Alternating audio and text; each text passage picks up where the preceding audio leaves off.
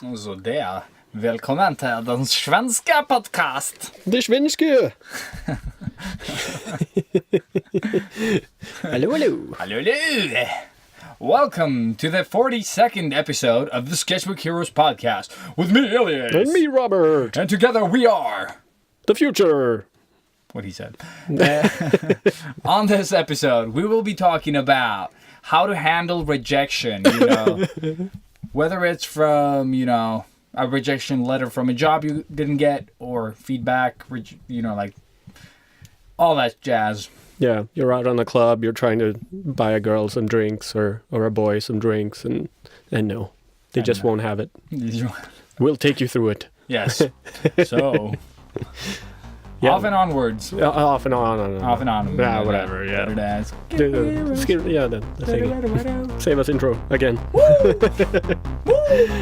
Whoop, whoop. And away. Artists of the world unite. Step out of your comfort zone into the danger zone.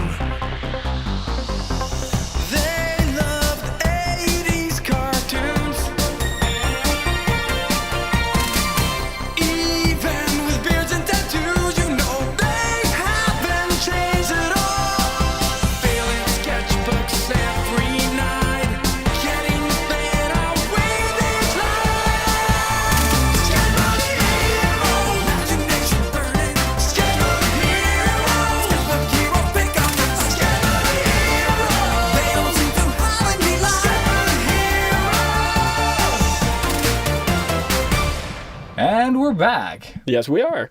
So, how have you been, man? I've been good. How you been? Good. I've actually, since last time when we talked, been getting more sleep, and I feel more human than ever. I do not feel tired, except that it's the end of the day and you've done a lot of stuff. And it's still Monday.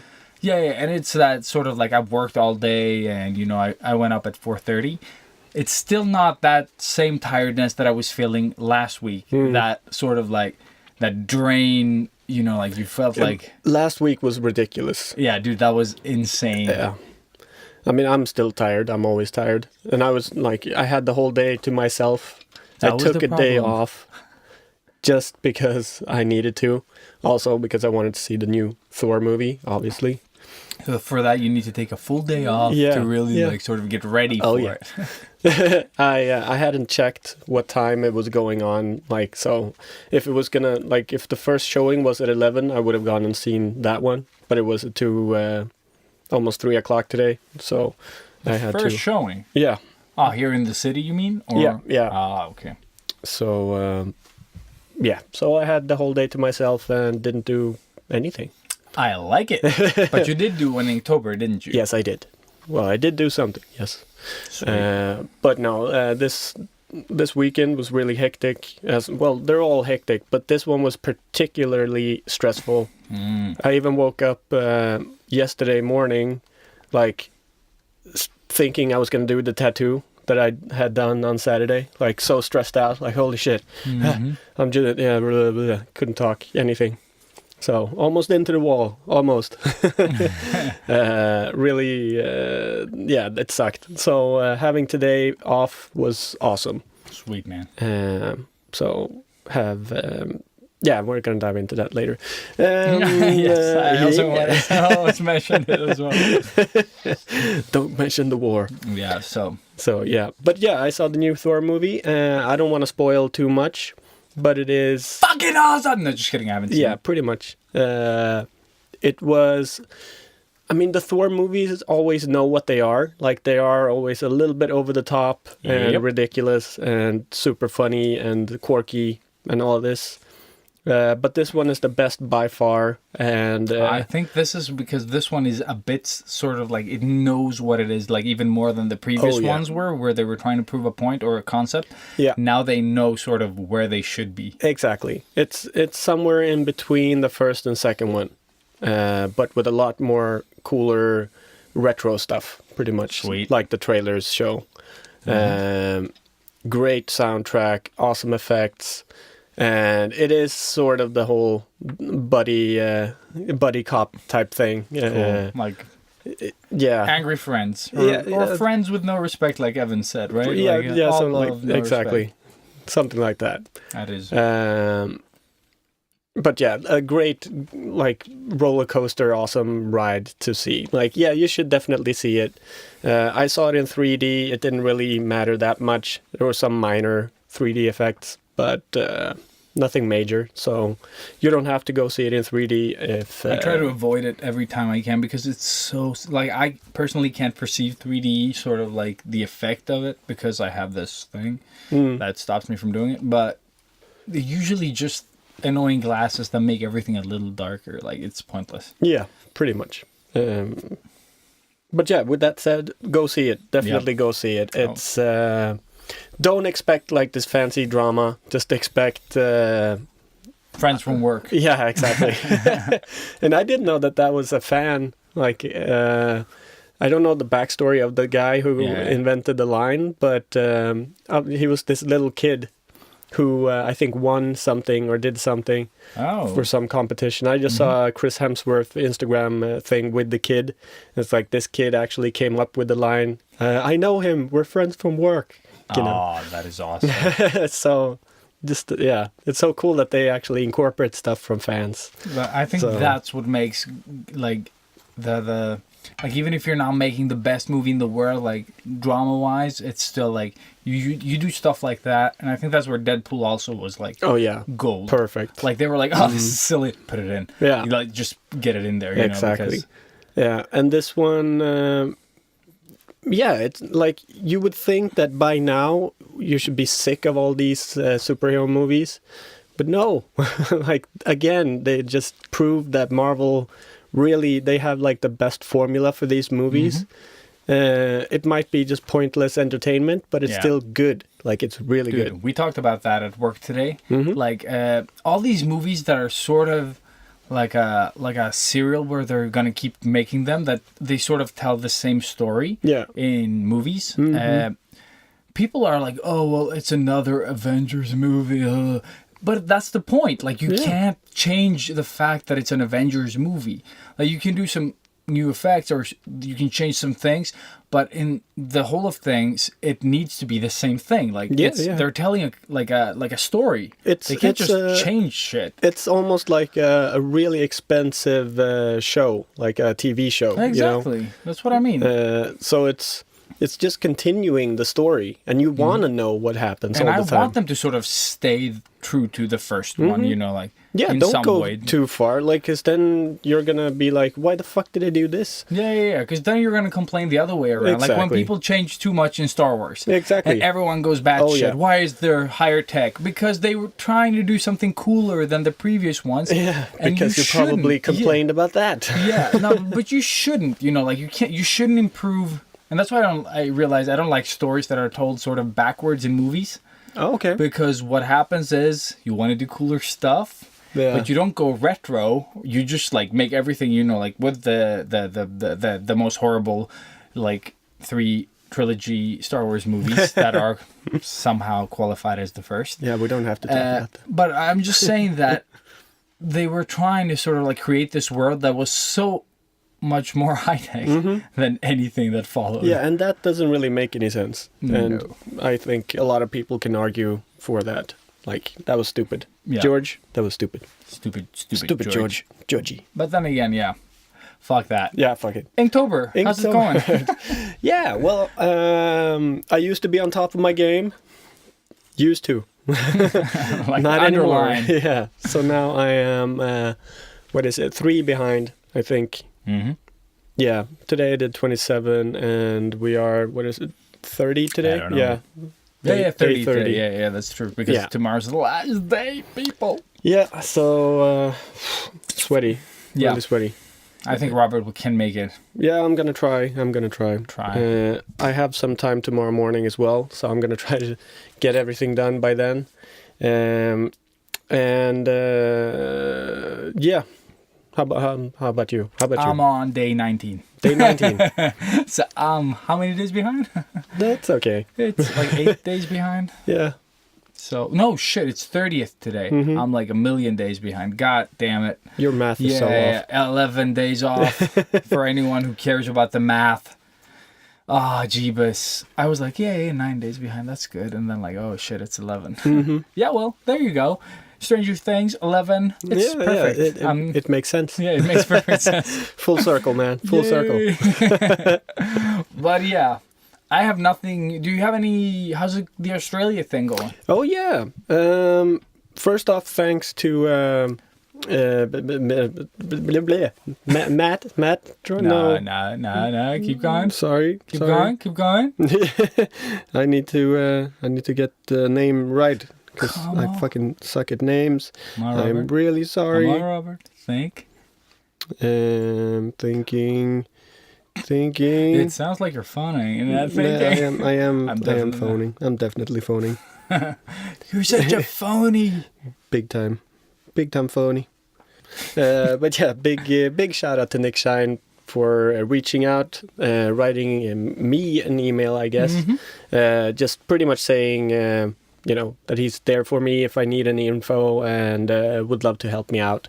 And that is fucking awesome. Thank you so much. That's what the whole Sketchbook Heroes thing is about. Yes. Obviously, we want to do this more for you guys, not you help us all the time. But thanks a lot, Nick. I'm going to reach out eventually. I need to sort of collect my thoughts and everything regarding this. But that means like take his ass, like his head out of his ass. Yeah, pretty much. But the way it's going now is that, well, now I have decided obviously that I am going, so I don't have to think about that anymore. And now I'm trying to reach out to different tattoo shops. Oh, that's awesome. To, well, I need to know what I need in order to work there.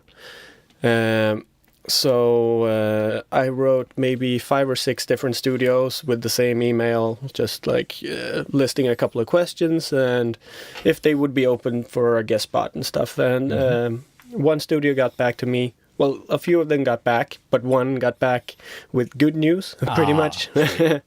So I need a special certificate and I need to get that from somewhere. Oh, fuck. And yeah, so I need to get that. And then they said that I'm welcome into the shop. So if I'm in Sydney, I should go there, visit them, have a little talk, and maybe get a guest spot at that place. I'm not going to shout them out because I don't know if I'm going to get anything. So, but yes, I've been checking that out. And also I found a Danish guy who's worked in Sydney a couple of years as a tattoo artist. So I wrote him on Instagram, no reply. And also my colleague Björn said that his friend has worked in Australia as well. Oh, badass. So we're going to go have a little talk with his friend. So that sounds like a sexual innuendo. But I'm just gonna drop that. Who knows? Who knows? Who knows his little friend? Yeah. Really? We're gonna talk to it. But yeah, so hopefully Pascal or Pastilian was his name. Weird, awesome name. Yeah, I know. Right? Yeah. I am Pastilian. Pastilian. Really cool tattoo dude. So yeah, hopefully he's done it the legit way, so he knows the papers I need and like the easier steps for me to take. But yeah, so that's pretty much where I am now, and I don't know. I really need to get going with this. Like I'm way too lazy. I've been way too stressed with work, and this on top of everything, it's become a big fucking soup in my brain, and Oh man, yeah. I need. I hate stuff like that as well. It's like administrative stuff that you don't want to deal with. Yeah, it's just way. Yeah.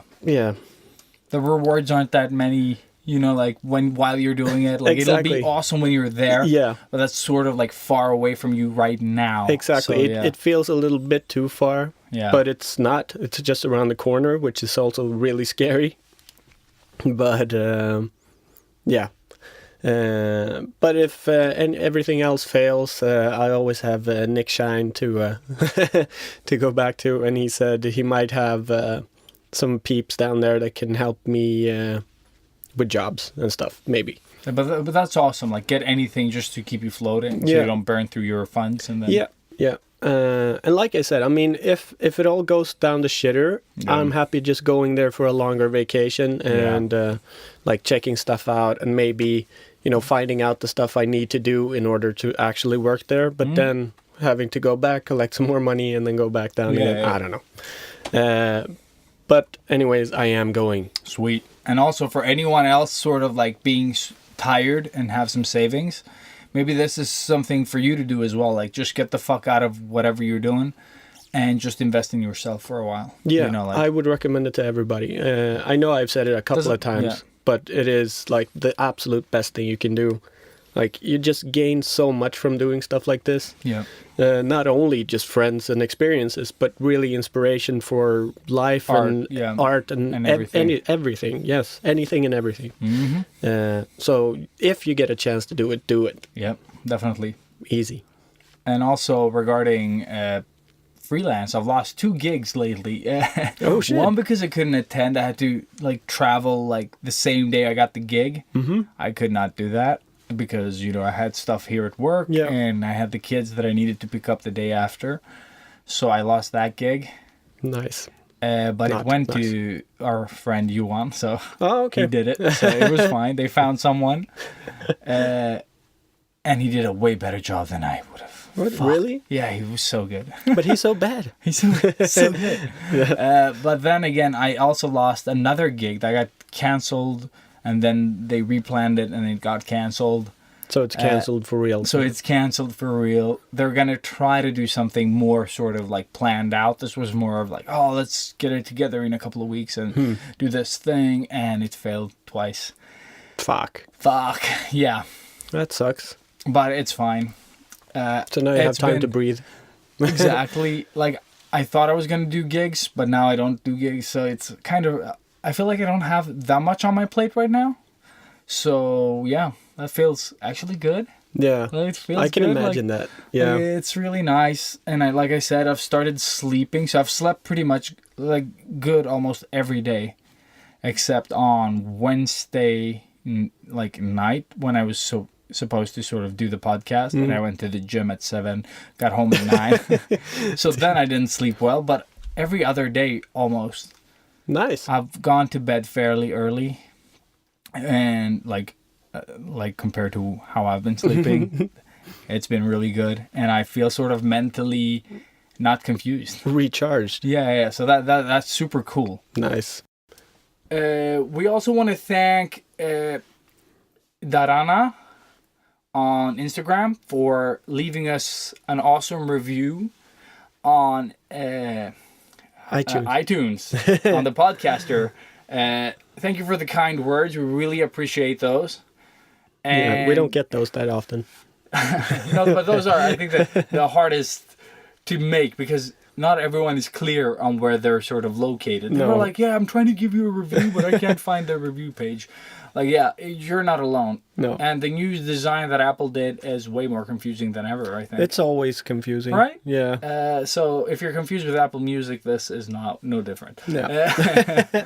But we do appreciate it when you do find it and leave a review. Yeah. So big thanks for that. Also, thank you. Yeah, thanks for everyone who's been a listener and just joined the podcast from Twitter.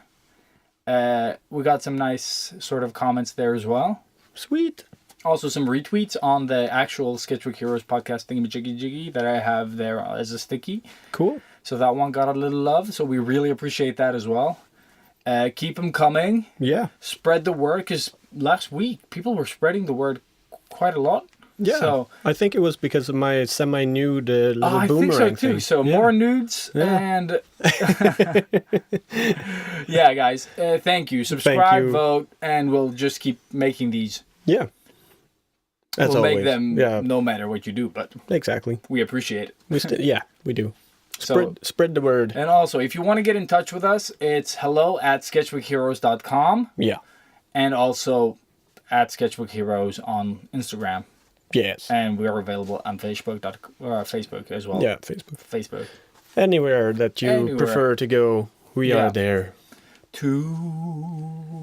move on to today's topic. Yes. Yeah. Let's do it. Let's do it. Wow! Super loud. Not ready for that energy burst. Awesome. I'm tired. No, just kidding.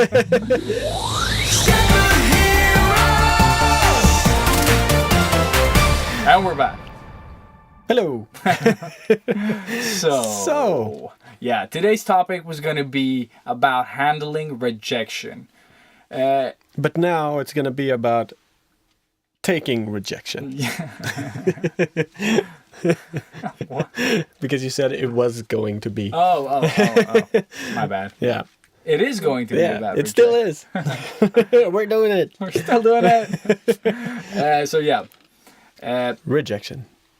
You know, when you apply for jobs that you want, sometimes we apply for jobs that we're qualified for, and sometimes we push the envelope a bit, you know, and apply for jobs we don't qualify for. I would say 99% of the time I apply for jobs that I am very underqualified for.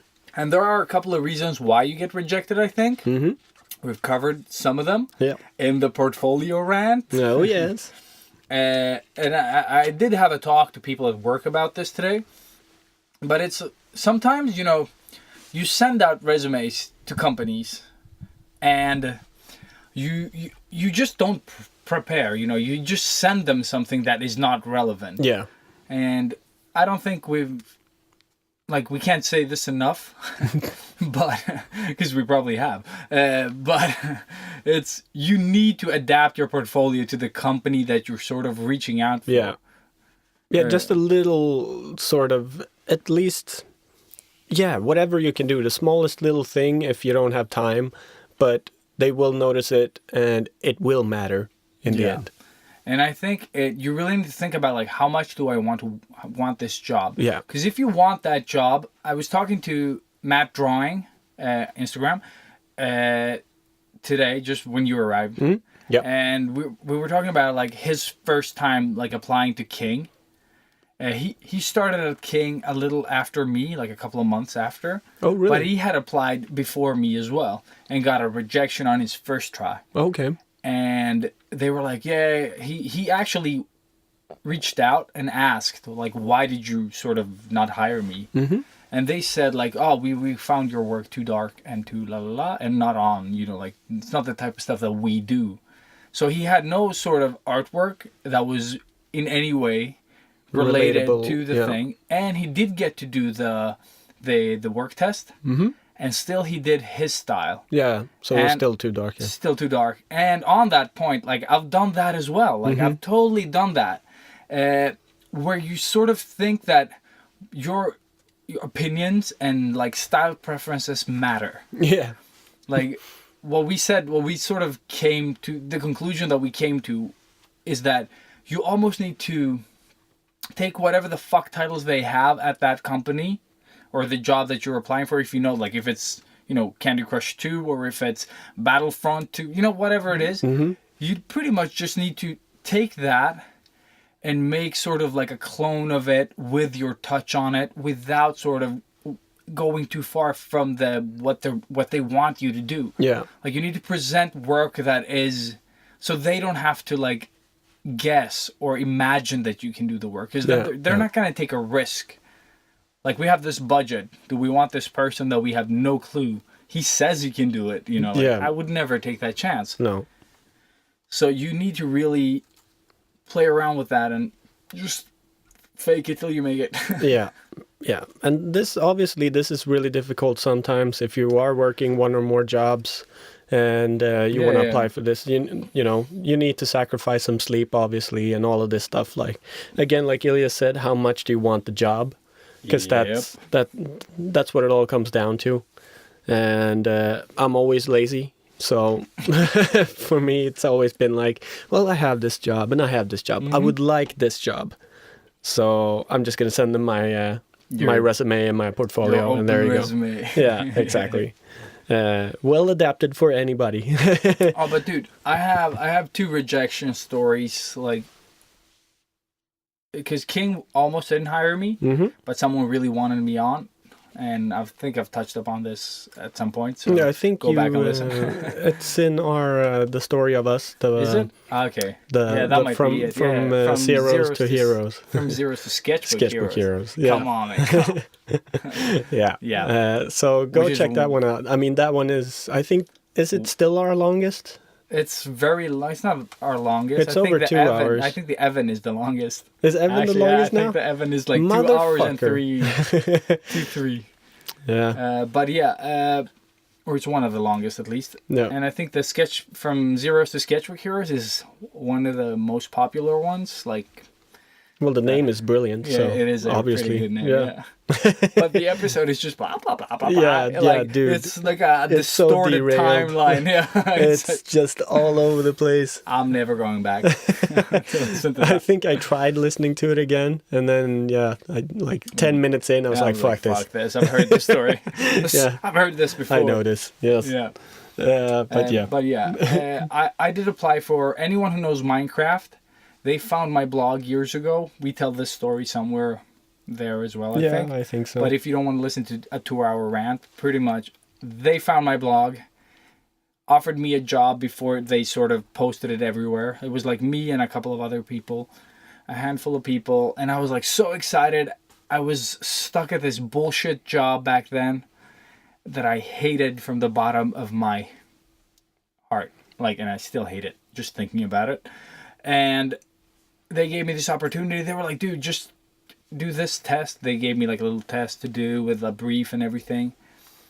And I was so excited. And I think I was like a bit too excited and a bit too scared. And that was, what do you call it? Like I had all my expectations on this job, you know, like everything. It was like the pressure was ginormous. But were Mojang as big as they are now? Oh then? yeah, they were big. Had they released Minecraft? Yeah. Oh, okay. They had released Minecraft, and they were going to start working on Scrolls, which was the game I was applying a job for. Or like they contacted me, and I was applying for that. It's awesome. It's really cool that they contact you. I mean, yes, through my very unpopular blog, so which is a Tumblr. So I don't know how they found it, which is like beside the point, but I applied. I did terrible. I should have sort of done more research. I should have done, like, I know so many things that I should have done different to get that job.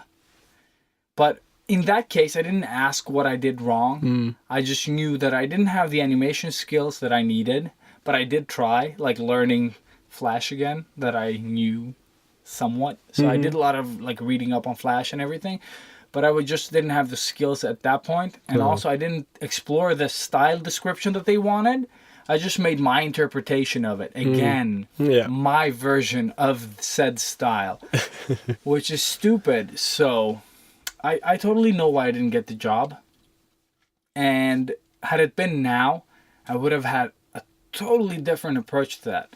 I would really have done like sort of like tons of sketches out of the, because they sent me even like examples, like this is the style we want, create one character like in this style, however you want. And they sent me 2 or 3 different characters to sort of like play around with. Nice. To find but I just did the one sketch and I sort of stuck with it instead of exploring that style until I sort of learned what was making it. So that was something I didn't do. You know, first sketch, go. And then I animated said sketch, go. Like, instead of doing some work, you know, like treating it like actual work. So I fucked up there. Don't need feedback for that. I totally know where I screwed up. But then there's other jobs. It was like casino slot game companies where I did work. I don't know why they rejected me. And I should have asked if they... Not everyone replies to that. No. But reaching out is... It's always good to ask. But it's always good to ask, yeah. You might not want to, but you kind of need to. Yeah. If you want to get better. So... then, yeah. Exactly. Have you had any sort of like... in regards of these stories, and then we can go on to like sort of how do you sort of handle these situations? Do you have any sort of... when you got rejected? Well, for me, I mean... Because when I get when I apply for new jobs, it's normally like, okay, I just want to get a new job. I don't like focus in on the one company and I do this and this. It's like I'm really lazy going about this stuff, and I've always been lazy.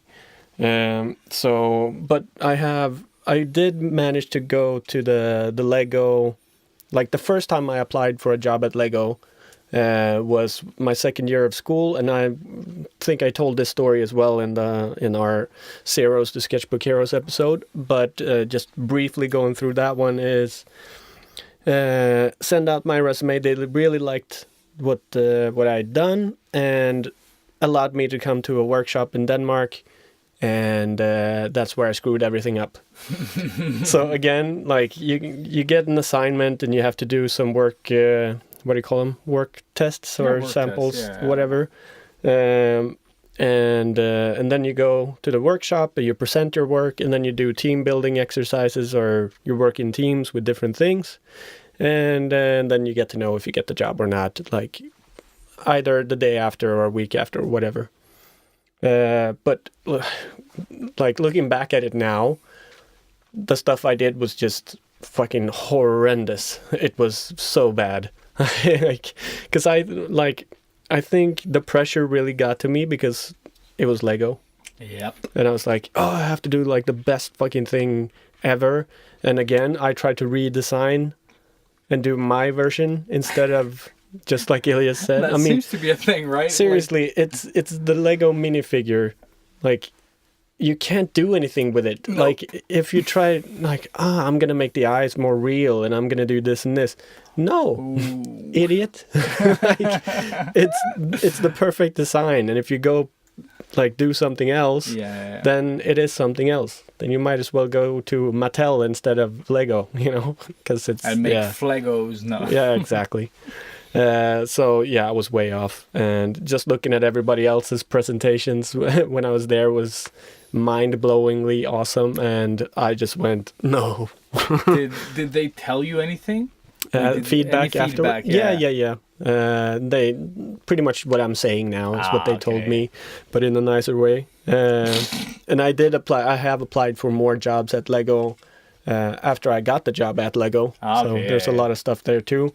And again, they're really, especially if you're in the company, they're super like open, and they about really... the feedback or They're like, like we really liked this and this of what you did, but it's lacking a bit in this area, and we think the person we chose was better at this and this, so maybe think about that for next time, you know. Oh, that is really good. So then you have something to play with. If you're in the family, like, they really take care of you, and they're really kind to people applying as well, because they really understand their fans and people wanting to work there. So it was really valuable every time I applied for new jobs. But I mean, I still worked there, so it was pretty, like, it was worth it. I learned from the first time what I should do better for the second time. Even though it was a totally different type of job, I still took to heart what they told me the first time. So I went in more open-minded and relaxed the second time, which landed me a job. Panned out, right? Yeah. So really listen to the feedback. It's good stuff. So now you see that, and these are just a few rejections that we've gotten. I've applied for other jobs. Oh yeah, I mean, I've also been freelancing, so just all of that. Oh shit, freelancing. Oh man. Again, like the prostitution, like it feels like you're just selling the fuck out of yourself, and man, no. But in regards to that, I think two good things to sort of keep in mind when applying for a job, or when people find you online and ask you to work for them, always ask where they found you. Yeah. I think that's really good for you to know, because then you might start to see a pattern. So for any social media wanderers out there, I know that's a big thing still. it's always good to ask where they found you. If you don't have like Google Analytics and stuff that tell you where everyone's coming from, it's always good to say like, where did you find my work? Or like, how did you stumble upon me? I always do. So that's always good to ask, because then you'll see a pattern. Oh, it's LinkedIn. No, it's DeviantArt. No, it's wherever they're fucking coming from. Even now with the tattoos, actually, I ask if there's new people coming and looking for me. I always that's ask. awesome. That's awesome. Because it's really gratifying. But have you sort of found a pattern, like where they're coming from? It's mostly Instagram, Really? actually. Yeah. Instagram and word of mouth. Like Yeah, of course. friends of friends of friends or whatever. But yeah, a lot of Instagram. That's good, though. It is working. And that's what we're saying. Yeah. Instagram is paying the bills. It is. But yeah, so you get rejections, and we're not just going to talk about getting rejections sort of like, we're going to talk also a little bit about sort of how do you handle like feedback, like even if it comes sort of non-constructive, sometimes there are valid points that you could take the insult sort of, or whatever you want to call it, the non-feedbacky feedback, and turn it into something good. Okay, so this is Swallow your pride. Exactly. And we had tons of jokes about that earlier. So we're just going to leave them outside. So how to handle rejection. First of all, like you get the rejection letter, okay? It might say, oh, the position has been, Thank you for applying for this and this. For this and this. Unfortunately, this is not exactly. your Someone day. better than you So has go gotten and the jump job. out of the window. So something really good to know is like, first of all, we've mentioned it a million times up till now, is to ask, like, why the fuck did you not hire me? And especially if there's a work test involved and they just like, thanks, no thanks. Ask. If someone's like, there's always someone that might consider replying. So if you get that feedback, that would be awesome. Yeah. But if you don't get the feedback, maybe you can evaluate your work like yourself. Yeah.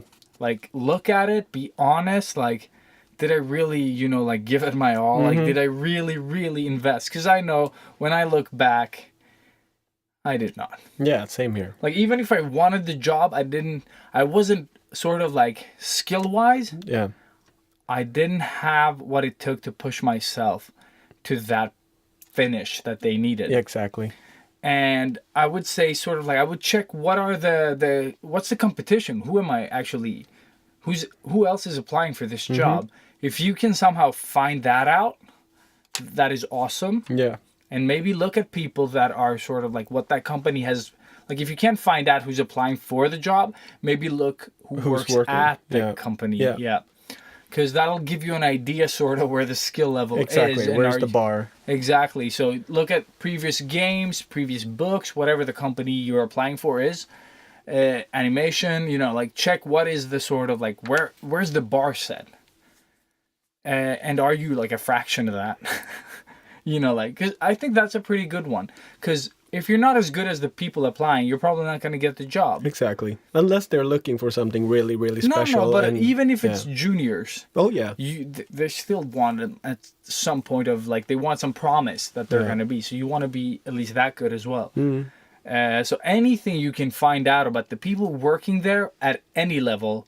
Like, if you're applying for, like, Disney, you can't compare yourself against, like, Glenn Keane, or, like, if it's DreamWorks, like, you can't compare yourself to Nathan Fowkes, although he does freelance now, I think. And, like, you can't compare yourself to the people that have been in the industry for 30 years, unless you've been in the industry for 30 years. Mars. Yeah, but I'm just, whoever it is. Whoever it is. But you can see, like, the people coming in, because usually, like, if you go on Instagram, you can find people that work on Disney, at DreamWorks, like they have it in their profiles, like blah blah blah, storyboard artist for DreamWorks or animator Disney, or whatever. Whatever.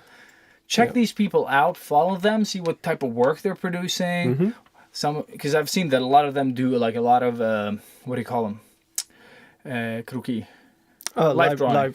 Yeah, exactly. Every day. Pretty much. Like motherfuckers. Ambitious. So just check your competition and see if you're sort of.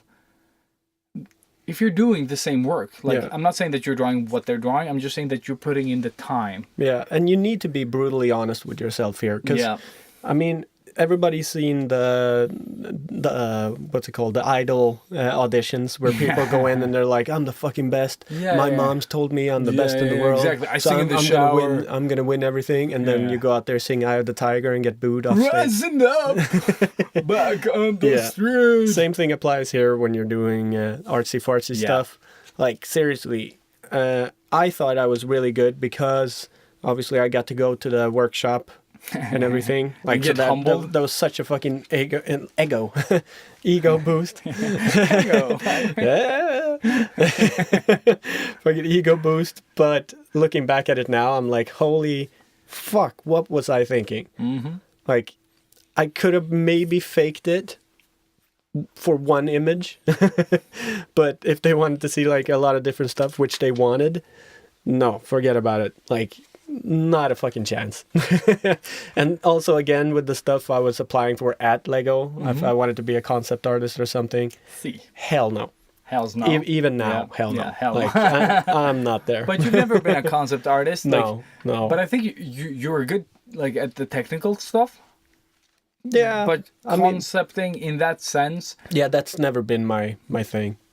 But I think that's an honest sort of, like, thing to realize. Yeah. You know, because the faster you realize shit, the better for you. Yeah. Because you realize, like, what you're doing with tattoos and stuff, you're producing so much content that I'm not even able to keep up. Because you're doing the Inktober shit, but you're doing other stuff as well. I'm like, what the fuck is this? Like, I'm barely keeping up with the Inktober stuff, and I'm not drawing on the side. Yeah, no, it is. Like, last week was nauseating. Like, it was so much to do. That's why I'm behind now. Like, I just reached a point where I went, okay, keep my sanity or finish Inktober. It's like, fuck this. Finish Inktober. Yeah. But yeah, so with all this information that you've managed to gather, like, it can be more of the one or the other depending on the gig. I would just, like, break it down, okay? Just be honest, break it down, and see, like, what is lacking here? What is lacking? Yeah. Break it down further and make it into sort of, like, actionable, like, you know, like, tasks. Yeah. Like, oh shit, my anatomy, I'm way off. I'm way off, or I'm doing, like, generic characters, you know, like, compared to these people, they're really pushing the envelope here, where I am doing, you know, like, what I'm pretty much just copying this guy, you know, whatever it is. Like, it doesn't matter what it is. Just break your sort of, like, what you did wrong, because I could break down my shit. Like, some of the things that I said that I need to do was sort of, like, explore the style sheet that they sent me. I did not do that. I didn't even do one sketch. Like, I did, like, 2-3 versions of that on that same sketch, you know, like, I did, like, a little doodle. I was like, and then I sort of dimmed it down and drew on top of that, changed the arms a little. But I didn't really explore the style. I should have just gone, like, broad strokes, just, like, sort of gone crazy. Try to sort of explore, do a couple of different ones. Really sort of like, oh shit, this is how. Okay, now I'm getting what they're doing. Yeah. And then from that you start developing a character. For this, I did not do that. Yeah. So that would have been an actionable step for me. Was like, explore the style, like, do sketch after sketch after sketch. Yeah, because same here. Just look at comic books or books or like Ilias said in the beginning, explore what they've done and go that way. And I was talking to, I think it was one of the schoolism workshop things. I don't remember if it was Nathan Fawkes or someone else who worked on. I think I've talked to several people that worked on. Shit, what is that? That El Dorado? The horse movie Spirit. Oh yeah. I haven't seen that. It's really good actually. Did not expect a horse movie to be good. You know, like, oh, it's a story about a horse, but it's actually really good. Okay. And it's on Netflix, I think. Yeah, it's on Netflix. My kids watch it. And a lot of them, they were like, oh, they sent us off to some camp and they were drawing horses every day. You know, like. I would have killed myself. Yeah, exactly. No, but I mean, like, they also took the responsibility to do that because it's their job. Yeah. And like, okay, how do you animate or like, how do you concept a horse that needs to sort of carry a story? So you need to know all these sort of the behaviors of a horse. And then you can take those and sort of exaggerate. Yeah. So you need to spend a lot of time with horses. Like, you know, like people that love horses. Yeah. They have all these things that they love about horses that you and me just like, I don't care. Yeah. It's a stupid horse. And I've been around horses. I can't draw them for shit, as a lot of you have noticed. But I have spent time around horses, like at least a year. No, but I'm just saying that you need to really invest in the subject that you're doing. Jason Seiler as well, this caricature artist that is super awesome. Check him out. He also like said, when I'm doing a portrait of a famous person, first I do like tons of just quick sketches, trying to get the likeness down and the sort of the gesture of the what I want to exaggerate. Yeah. And then you just do like, and then he moves on. He doesn't like flesh them out or anything. He just does like a million versions of that person's face until he sort of gets understands how it's built up. How that person's sort of like features are best portrayed, you know, with quick lines. And then when he does the finished painting, he has that information and he just exaggerates those points and whatever, you know, like. Yeah. So he really gets familiar, and I think he showed it on like President Bush? No, Bush, the Obama? other asshole. No, the current one. Oh, Trump. Shit Trump. There you go. Shit Trump. Yes. Shit Trump. His Trump card. Yeah. So just explore your subjects if you get a brief, pretty much. Yeah. Like we said, break it down into whatever the fuck it is that you lack. Like, it's so hard to sort of be specific for your case. But for me, it was, I didn't do the research. I couldn't do the animations that they wanted. That was like I tried. Yeah. I think I put most of my time there, so everything else sort of suffered. But did you feel like you were buckling under the pressure at any point? Like, yes. That you were in over your head? Yes. At the animation part, I had no clue what I was doing. Yeah. I think that's normal, though. But it's fine. Like, if they see potential, they might give you a chance. Yeah. But I didn't do enough of everything. Yeah. And then I checked the kid that got the gig, younger than me, of course. Of course. But he was awesome. Yeah. And he got the animation, you know, he was really good. Nice. And I followed him on Twitter. But you really need to do that research and sort of like be honest and then reevaluate. And if they give you feedback, I think that's when you can do the most. Yeah. Because then someone in the industry, hopefully someone that knows something, is giving you like, oh, you know, your character design is like, you're developing, but you're not good enough for a job because of this or that. Yeah. And I think try to use that a lot. Because I know that a lot of people are like, oh, I'm never, like, this is my third rejection. Yeah. It's because you're not doing anything with any of them. Like, you need to have actions. Like, you can't just take the no without doing anything about it. No. And it takes a long time to get used to the rejections as well. Yeah. And I mean, like I mentioned this in the episode of School versus No School. We had a class where the main focus was telling each other bad reviews or like trashing the stuff. Trashing each other. So really nice. You have to say 3 things that you really dislike about this piece. So you had to go up and really like in front of this person, just tell them, I think this is really off. That was an actual class? Yeah. And we had, there were proper stuff that we had to do as well. Okay, you had to give real feedback and then also do this. Yeah. So, but like thinking about it now, I think the most important thing was the giving and receiving negative feedback, or constructive feedback. I think is the better word because that's what it is. No, but then it's not bad. Then when you give constructive feedback, you don't tell them what you dislike. You just tell them. But because obviously in the beginning of this class, everybody just said pretty much straight out, I think that's ugly. You know, you can't, they can formulate something constructive. I mean, it is a negative thing that you are saying, but you need to sugarcoat it in a way that it sounds professional and is easier to take in. So, I mean, just giving feedback is really hard too. So think about that. If you do get the feedback from whatever it is you were applying to, it's really hard to give feedback sometimes. Yeah. So just like appreciate that they took time to give you To feedback. give you anything. Yeah. Like, I'm always that people should give, especially to maybe, new starters. Yeah, yeah. Soft-skinned artists, you should really take care of them and sort of nurture them, but...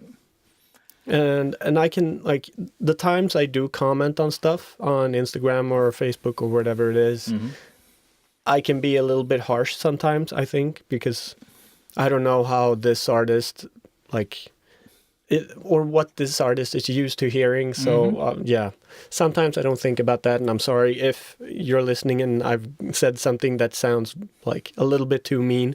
But it is coming from a good place. And I never mean anything like really bad. Unless it's fucking fugly.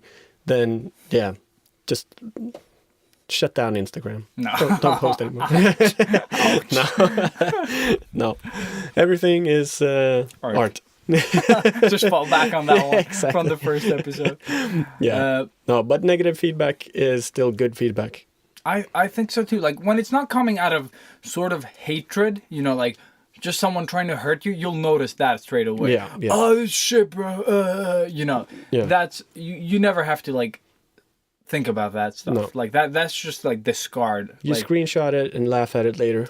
Exactly, because it's pretty funny. But I think like sometimes people have valid points, but they sort of like put it bluntly. Yeah. And it's up to you to sort of get offended or maybe see past that. I'm not saying that they're doing a great job, but you can be smarter and just use what's usable, like what's useful. Yeah, take it one step further instead of just directly going into defense mode, which is a normal response. We always do it. It is gonna, like, even if somebody comments on my stuff, and I am pretty hardened now, but I still, like, from the first second I see it, I go into defense mode. And like, what the fuck? Like, and you want to write something back, but then you sort of take a breath, read it again, try to find, like, could they be meaning something else? Because it's a written thing. You can't see the face of this person. You don't know. So yeah, don't like jump to conclusions straight away. Take it easy. And yeah, try to find something constructive maybe in the negative feedback if it is very negative. Yep. If not, block them. Yeah, but we face this like every day. Yeah. At work, for example, I work with concepts, so yeah, I draw stuff. I get a yes, I get a no. Same, and right same now, in the business. Tattoo business. So we're like, I don't think this fits because of this reason and that.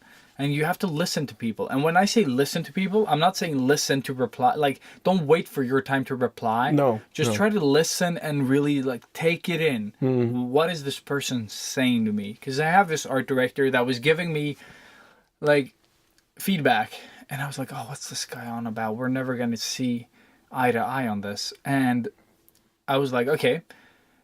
When I first got him as my art director, I was like, oh, not this guy. Because the only reason I said that was because I had no idea who this guy was, like, as an art director. And then I sort of, like, instead of having that approach, I was like, well, maybe I should give this guy a chance. And maybe I'm the problem here. Like, him coming in. He has no sort of, like, idea. He's going to come in and use what he's learned with however our team works. He's going to do his job. Exactly. So I was like, okay, this is on me. I am the asshole here. I'm seeing a problem where a problem is not, like, just my worries, my fears sort of being reflected onto... Projected, yeah. Projected, sorry, that was the word. And I just like, okay, I'm just going to take whatever the fuck he says and just do it out of, like, just to try it out. And then, like, if it sucks every time, I'm not going to do it anymore. I'm going to, like, this is not working because you're giving me a lot of feedback and it's shit that I can't use. And I tried it out and he was like, oh, dude, have you tried, like, doing this and that on this image? And I tried it and it was fucking way better than I was. I was like, oh. So, and I wasn't satisfied there. So I was like, okay, next time, we'll see what happens. Again, like, he was like, oh, yeah, this is nice. Just move this thing around. And that time, I didn't have to do any changes or, like, major things. So, but then the third time, he gives me some feedback like, oh, dude, have you tried thinking about, like, I see where you're going with this, but have you tried just doing this and that? I think it would be way better. And I was like, I don't get that at all. Like, I don't get that feedback at all. Mm-hmm. I understand what he wants me to do, but I don't understand why he wants me to do it because I think this is better. Yeah. And then I tried it, and his idea was better. Yeah. So by that time, you should probably understand. And yes, and then I was like, dude, if you say something, I will just blindly follow it. Yeah. At the times where I'm sort of not understanding, just to give it a try. Mm-hmm. Sometimes I did try some stuff that he said, but at that point he had proven himself right so many times. And when I finally realized, like, I bumped into something that he said that I just couldn't make it work, I was like, dude, this is not working for me. And he was like, oh, no, fine. I was just sort of like taking that out of my ass, and just like making you try something different. And I was like, oh, he's like, that's most of it. Like, I try to give you some feedback that I think would enhance it, but you don't have to always take it. No. Like, and we've Trust your gut sometimes. Exactly. And we've had that. I had this thing where I wanted a mustache on a character where he thought it was going to confuse the character. Like it would make the character look like a different character. Yeah. Where I thought it supported the story. We won. So I won. He let me do it. Okay. Because I sort of made a case for it, why I wanted it there. And that it was and you could argue it. And I could argue it in a way that wasn't like, I like this. No. Because that's a problem we've had with a lot of new artists, like juniors. Yeah. Where they're like, I think this is better. And that's, I think... like, but why? But why? And they're like, no, I think it looks prettier. Or like, it looks nicer. The style is nicer. I'm like, you're not working with the style is nicer. You're working with working with a... Does it fixed enhance style. the story, or does it do this does and it this fit for the product? game? Or does exactly. it fit the product that you're working on? And they're like, no. And I'm like, well, there you have your answer. And then if you like it or not, that's beside the point. Yeah. And I think that's how you need to approach like your work when working for clients. Like if they have a set style, you should stick to said style. You can always add a flair of yourself, which happens like on the episode where we talk about style. That shit will always be there somehow, like it's gonna be in your wrist. Yeah. So it's you're not gonna be able to escape it, especially if you're doing it for like just an interview or a work project thingy. Because it's so short on time. You need it takes like almost a year or something to get into the actual natural flow of all the artsy stuff. Yeah. Or maybe it never works. You never know. Yeah. Like it might be really difficult for some people. For me, like it's really difficult because I'm not into the whole lovey-dovey, super colorful stuff. I can't really make it work the way you guys need it to work. So I would never really fit in. But I would be an awesome art director, just so you know. But yeah. So just touching upon that again, the feedback, no matter what sort of way you're getting it, if it's in a negative way, you can choose to sit there and be offended and all, like butthurt, whatever. That's my favorite word, by the way, right now. Everyone in the world is so butthurt right now because of, but that's what I feel like. Everyone's just like, someone said on the internet. People say a lot of shit on the internet. I'm butthurt every morning after my morning poo. That is disturbing. Thank you for sharing. No, but there you go. I'm just saying that there are two ways to take an insult. Either accept it or don't. And if you don't, you're an idiot, probably. No, but the thing is, when Nathan Fowkes, I was like, you mind taking... And I showed him some works on my iPad. And, he just looked through it quietly, disturbingly quietly. Dude, the balls on you to actually go up to him and show your stuff like that. But I was terrible. I'll never do that again. No, just kidding. And then he came to my... I've talked about this. When he came to my Zelda piece and he started asking me questions about my fake lighting. The picture that everyone loves. I got a daily deviation on DeviantArt. I faked my way through. It got 2,500, maybe 3,000 sort of shares on Tumblr. He just hey bro, where's this coming from? Why do you have a light source here? There should be more light here. There should be less light there. Why did you do it like this? I'm like, I have nothing. It's pretty. I just made what felt right. And he said this light here is good. That is garbage. You're just making that light. There's no light. Why is it bouncing onto this side when there is no light source? You know? And I was like, and since that, I hate that image, but I love it in the sense that what it taught me. Mm-hmm. So I try not to make fake lights now. Sometimes I still like enhance some parts and pretend there's a light source outside of my images, but never unless, like, if you would see that same image zoomed out, you would either have that light source or I would remove that light from that face or whatever, you know. I'm still not anywhere as good on light and color that I want to be, but I'm just saying that sort of like artistic slap that I got there, horrible experience, but so valuable because when I get lazy, that shit comes back. Yeah. And right now it's a fond memory rather than like I was just quiet there because I was trying not to defend, which is like the worst thing I could have done at that point. I was just like, yeah, you're right. I just did what I felt was right. Yeah. Not what was right, just what I felt. I was like, I have no excuse for that one. But then he said that one of my portraits was good. So that was fine.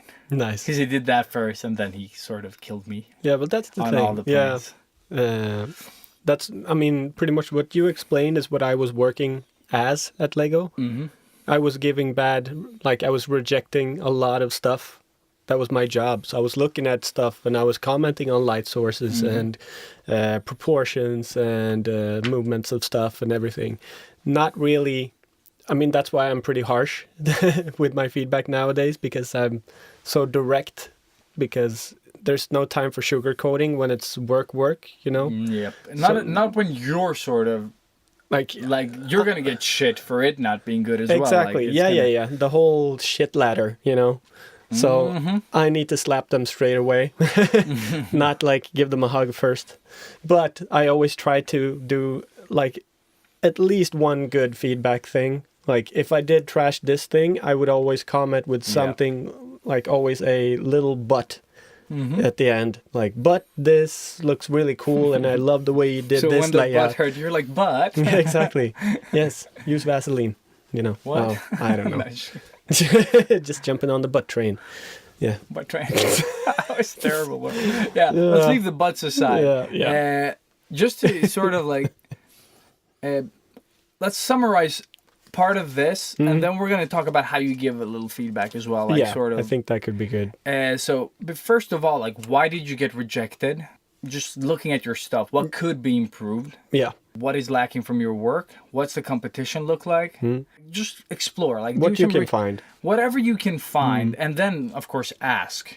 Like ask for feedback. Write it down. Like please write everything down. Like I don't think there's anything more valuable than writing shit down so you can actually see it in front of you.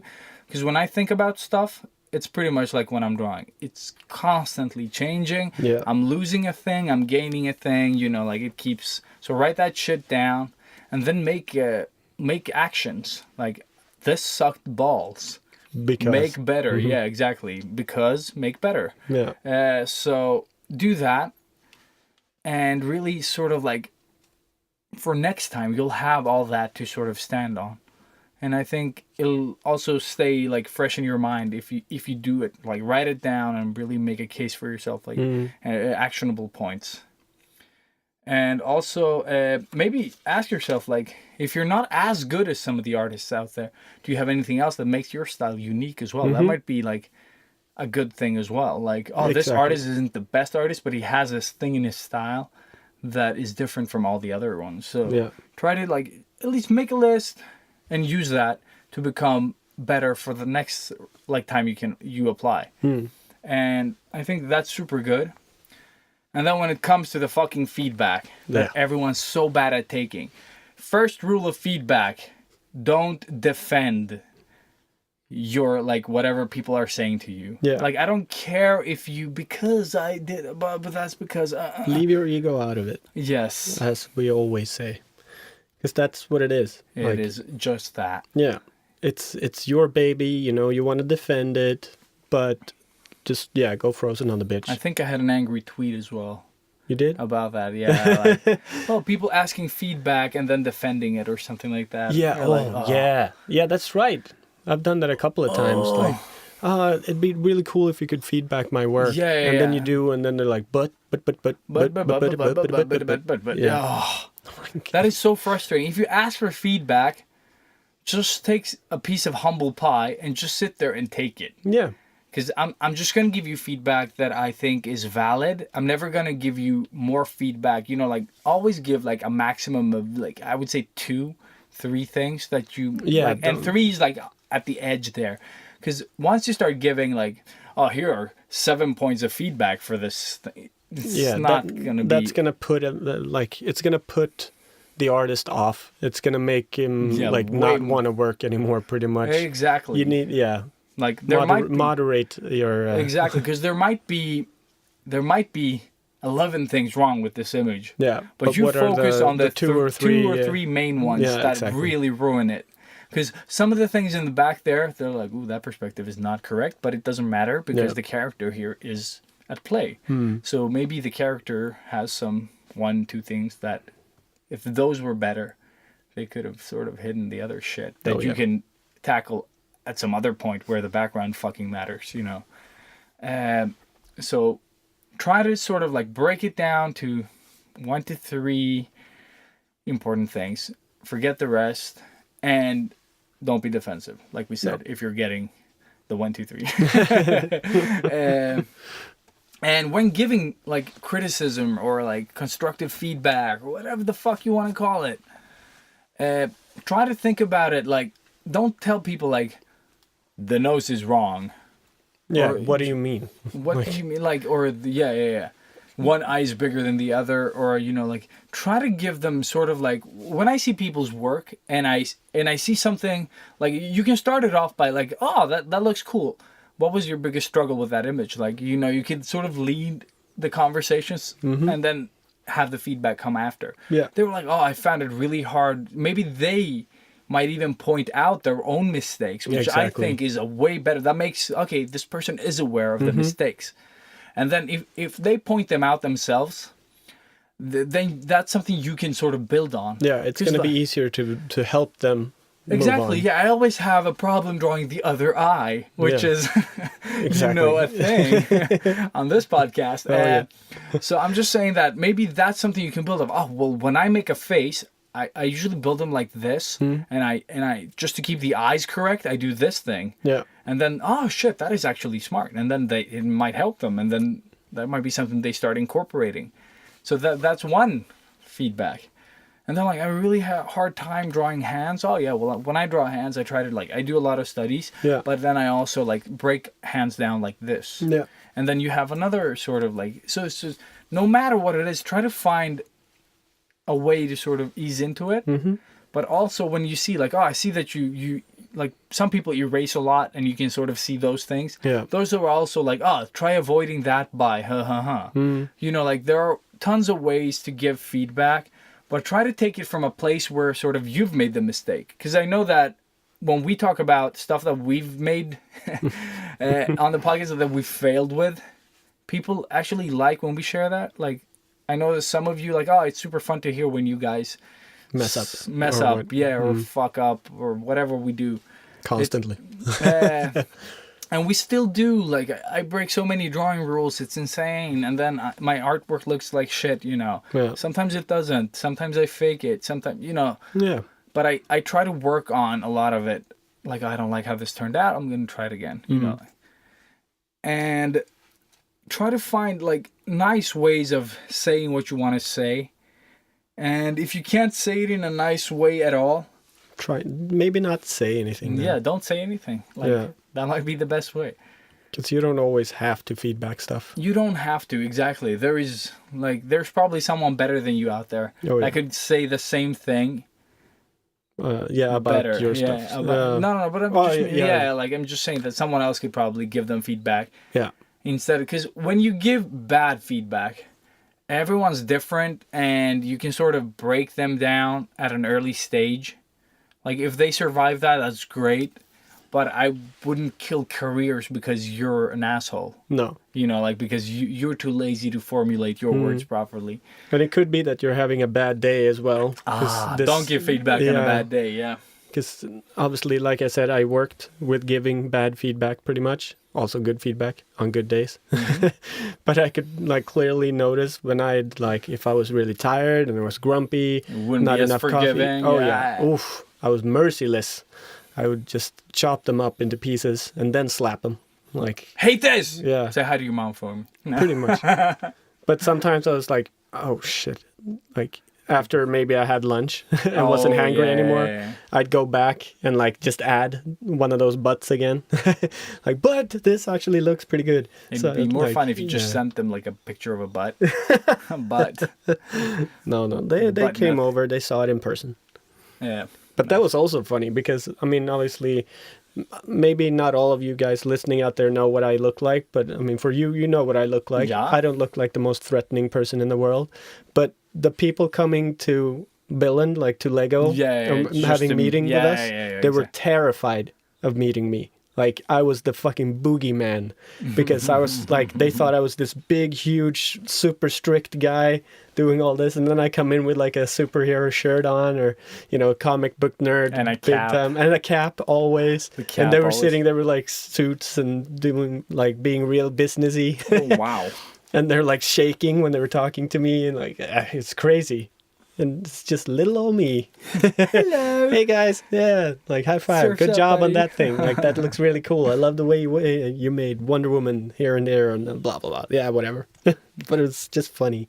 Yeah, that people think, I've never seen myself as a scary person, but now I am. Very scary. Boogie Rob. Boogie down, Rob. Yeah. Yeah. But yeah, I don't have that much to say really. Yeah, it's just like there are several ways of taking an insult, feedback, you know, rejection. Like you can either whimper and cry, or you can use it to your advantage every time. Or sometimes both. Or sometimes both. Yeah. You whimper for a while, that's fine. Like it's Yeah. fine to be insulted sometimes. Like, Pick yourself up. but you have to like if you just let people sort of like Walk over you. then you'll just be a doormat. Yeah. Is that something you want to be, or you want to be an artist? What type of doormat? What type of doormat are we talking here? Yeah. Like, If it's a funny one. and I get paid. Exactly. Which house is it? Is it a celebrity? Do they have nice feet? I don't know. Yeah. So it's just like, what type of person are you? Like, practice this shit. Yeah. Because for some, it takes a couple of times. I personally don't care. It's like when people are like, oh, but what are you going to do if I draw in your sketchbook? I'm like, I'm going to have some lines in my sketchbook. Yeah. Because people think that I care if they sort of mess up my drawing. Exactly. No, That's, fuck that. Like, I would be sort of like, oh, you ruined that. I can't use it. But Yeah. beside that, Like, I don't really, I don't care about the sketch in itself. Like, I was like, because people are like, sometimes my sketches smear over, or, you know, they get like, I run them so up. it looks like it looks like you have done the sketch on the other side. Yeah. Yeah, no. I mean, like either I've used some sort of medium that sort of smudges onto the other page, and on the other page I have like something that people like. Oh, okay. Oh, you that's know, what like you mean. let's say I've done like an ink drawing on that side and like a oil pastel painting on that, and then I close it and then just like ruins the ink drawing that everyone likes. Yeah. And they were like, "Oh, dude, but you've messed it up." I don't care. Like that girl, the face, the with the flowy red hair, that goes like that. That was drawn with oil pastels. Uh-huh. Like she looks like she's been murdered right now because it's smeared for a year now, and that image is totally ruined. And people keep like telling me as if I care. I'm like, this is a sketchbook. I don't care. Like, it's fun when I succeed doing stuff that looks okay. Yeah. But it's not. I'm not gonna cry over it, because what did I do last week? I started painting with markers, and then I accidentally ruined another drawing on the other side. I don't care. Like, it really doesn't matter. Like, if I've turned the page, I've moved on. Exactly. Sort of. It's in the past. I'm It's taking gone. photos. It's fine. Yeah, exactly. Like, it's on fine. Instagram. It's on Instagram. It's fine. Fuck it. I don't really care. Like, I'd slap you for the principle of you being an asshole, but I wouldn't care about the sketch itself. Like, it's not about the sketch. Like, I've messed up. I've drawn on one side, I've used markers on a page and then forgot to put something in between, and I've messed up another one. It's fine. Yeah, it happens. Like, I drew that girl with the juice box, you know, with the big head. Yeah. That one, I painted on that other side as well. Like, I So started. it's gone. No, so I started drawing with markers, and then I was like going back, and I was like, "What the fuck happened here?" And like, oh, I painted over it. Oops. It's fine. Yeah. it doesn't really matter. Like, it's just sketches. Like, I could reproduce that one a million times, you know, like, it's nothing. It's a sketch. It's a sketch, yeah. So your sketchbook should be the place where you make the mistakes. That's your mistake playground. Exactly. Again, we've said this a billion times. Yeah. Yeah, that's why it's a sketchbook. It's not a fucking art book. So, yeah. Yeah. Choose what type of person you want to be. Fuck people saying bad shit about you. Or maybe not, maybe not fuck them, but don't care. Don't care about them. Don't care about them. Use what's usable for you when you see value in the comment. Like, oh, that person is on the money and it pisses me off, but I will use it, when I'm not hurting. And also go in, choose one of your hashtags that you use. Go in, check the artwork, and practice your comments. Like, give feedback. Oh yeah. Look at stuff that you feel comfortable commenting. Mm-hmm. But I wouldn't give feedback if people aren't asking it. But sometimes, it's good to do. Positive feedback. Yeah. A good way of giving feedback without asking people, like telling them, like, oh, you should draw eyes like this, if you don't know them. Yeah. A good way is like, oh, dude, this character and this looks awesome. You should add la la la to really make that character stand out. Yeah. Or, you should frame this character with a box, like a sky box, like a box where you paint the sky or something, just to... Or you should get a proper camera and photograph it. Yeah, exactly. That's always a good one. Yeah. But I think that's been the thing I've commented most. Really? Because we've talked about it so many times now, and it's just like, I go in and I see it, but I always start off with like, it looks really cool, but I wish I could see it better because the picture is really blurry. So maybe next time think about how you're actually doing this. I actually did that a couple of weeks ago. It's probably months ago now. But I have this person that commented on my work, and I thought I'd go in and check their stuff out. And it was just like these dim... Sorry, I don't have the name. If I had the name, I would have given a shout there. But I went to their gallery, and I was like, oh, dude, your work is like... You're doing some good stuff. Like, it's not something I would personally follow. Yeah. But I see that this person is trying. But they were all, like you said... Blurry and dark yellow. That dark yellow that comes on white paper at night. And I was like, no, you should... take photos during the day. And they were like, oh, it's my phone. These are taken during the day.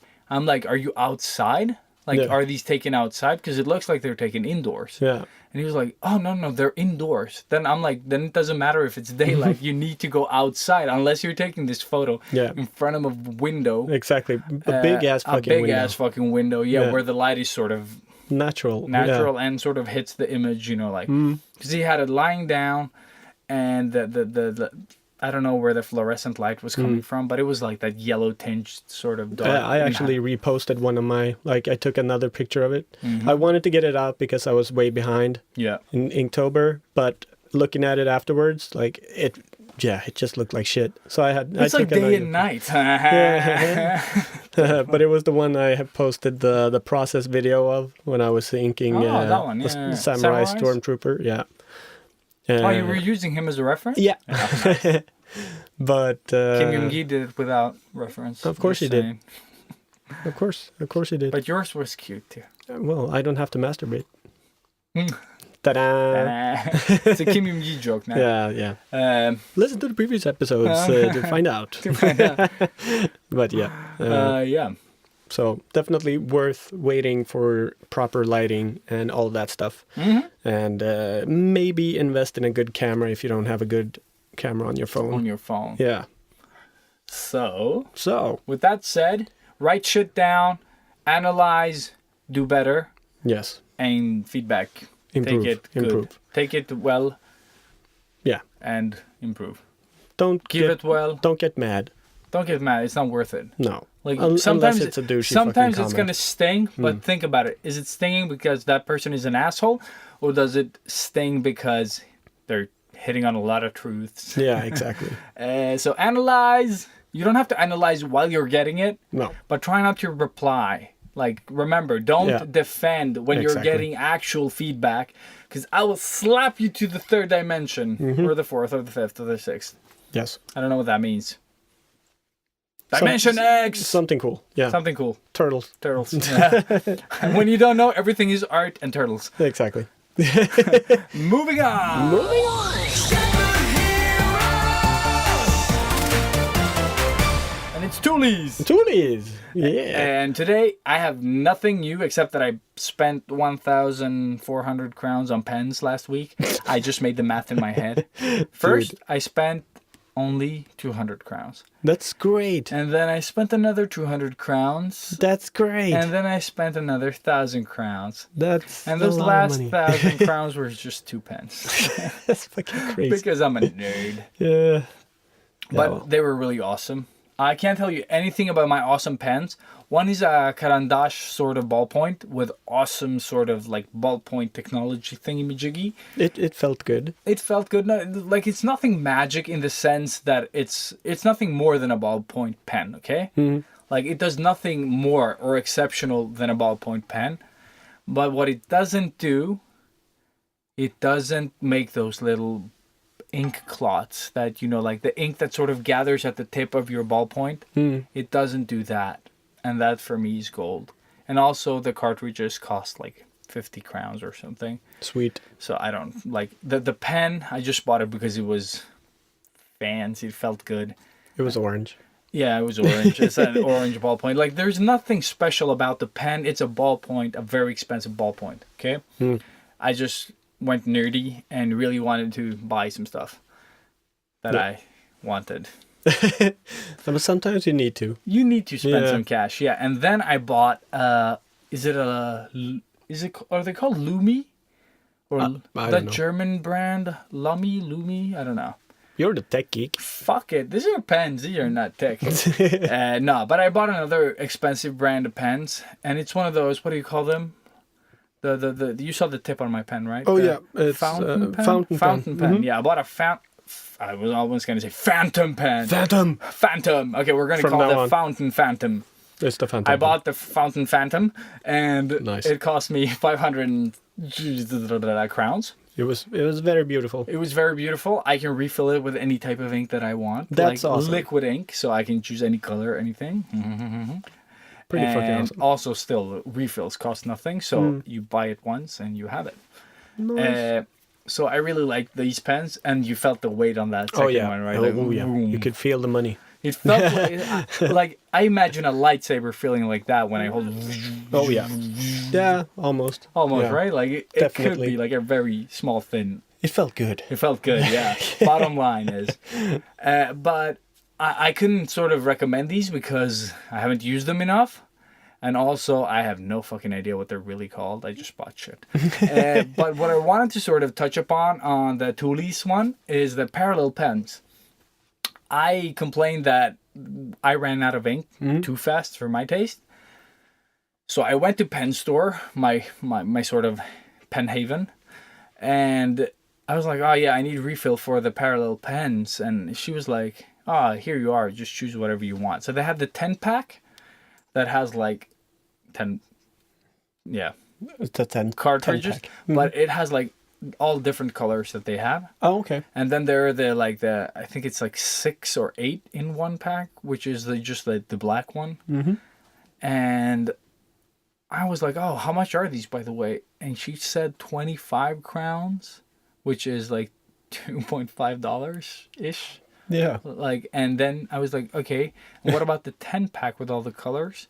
And she was like, 35 crowns. What? And I was like, what? And that is $3.5 for the refills. That's fucking crazy. I was like, excuse me? So I bought a pen for 120 crowns, and now I'm getting the refills for nothing, pretty much. I'm getting them for like expensive coffee. Yeah.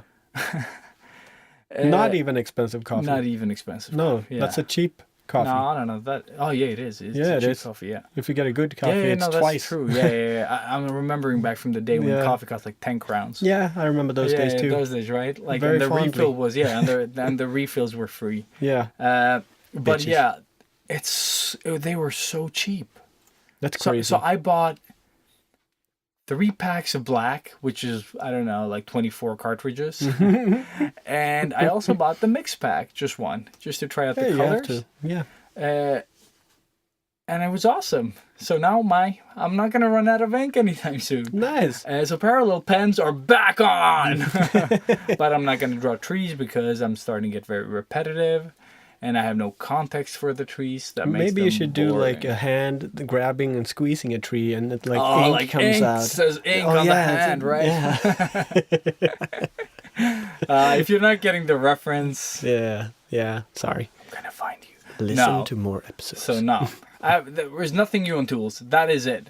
It was super cheap. I bought super expensive pens I don't know anything about, but I'm really enjoying them. Stay tuned for more. Stay tuned for more. Yeah. Maybe I can find out the name as well. Awesomeness. So sometimes you just need to spend some money on some shit. Yeah. Experiment. Try new things. Yeah. Yes. So, moving on. Moving on. Woo! Let's go. Ba-da-ba-da-ba-da-ba-down. There we go. Yes, we're back. We are back. And this time we're gonna do recommendations. Recommend. Before we jump into today's recommendation, I just wanted to say again, I saw Thor Ragnarok today. It was really awesome. But what I forgot to mention was the first thing I did when I came in was spill out my whole fucking popcorn. Like, seriously, the theater was empty almost. There was a family behind me, 4 people. I was in the middle, I had the full row to myself. And then, like, 3 rows ahead of me was 1 or 2 people. Like, and that was it. Obviously, I have the seat right in front of the family. So, of course. Popcorn all over their floor. Because, really? Yeah, it fell down under the chair and then behind. So, I heard the mom was like, yeah, but no, apparently he wanted us to sit in popcorn. So yeah, I forgot to mention that. Just wanted to say that, and it sucked because I love popcorn, and now I only had like a third of my thing. But that was good because when you came in, you were like, "Oh, I'm so full on popcorn." Yeah, it was. So like if I had the full thing, I would have exploded. Man, I had popcorn and a cinnamon bun that I forgot that I bought, and it was still in my coat, and I was like, "Whoa, score!" Found it a week later. It was still good. Still good. But yeah, definitely go see Thor. Like, it's a fantastic joyride. You need to see it. Mm-hmm. So, but on to the real. The nether. The upside down. Mm-hmm, the upside down. Da-da.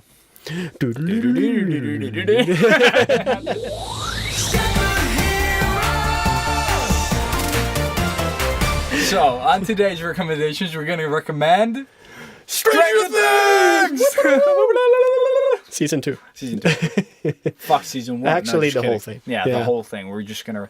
Have we ever talked about Stranger Things on the show? I don't think so. We might have mentioned it, but we haven't talked about it. Never recommended it. Okay, no. Cool. And I think, just spoiler alert straight away, if you haven't seen season 2, we're maybe not going to spoil the fuck out of it, but we are probably going to spoil a little bit. Are we?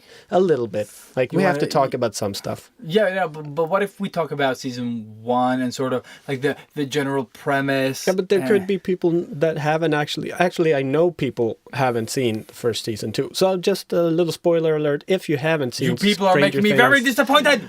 Go fucking watch it. Like, yeah. You can binge it in 2 days.